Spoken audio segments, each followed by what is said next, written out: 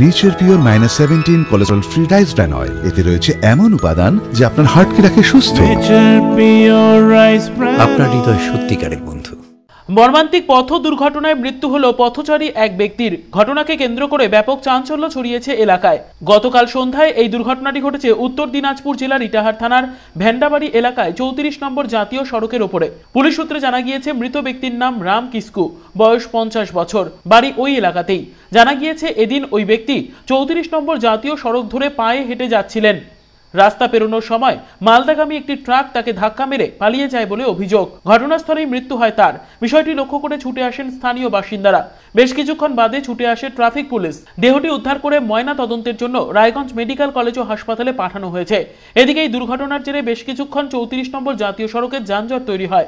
পরবর্তীতে পুলিশের হস্তক্ষেপে স্বাভাবিক হয় পরিস্থিতি। ঘটনায় শোকের আবহ নেমে এসেছে মৃতের পরিবার এবং প্রতিবেশীদের মধ্যে। এখানে কি হয়েছে? এখানে অ্যাক্সিডেন্ট। কি করে হলো? এখানে এই সাইড থেকে পড়ে যাচ্ছিল, ক্রস করতে যায়, লোকটা মারা গেল। সেই সময় পুলিশ ছিল না? ট্রাফিক ছিল না, ট্রাফিক এখানে দেওয়া হয়েছিল। হ্যাঁ, তো 7 দিন ধরে এখান থেকে ট্রাফিকটাকে উঠাই নিয়ে যাওয়া হয়েছে। এখানে কোনো প্রয়োজন নাই ট্রাফিকে, এখান থেকে নিয়ে যায় বেকিরাঙ্গা মোড়ে দেওয়া হয়েছে। পুলিশ প্রশাসন এখন ধরে আসেনি?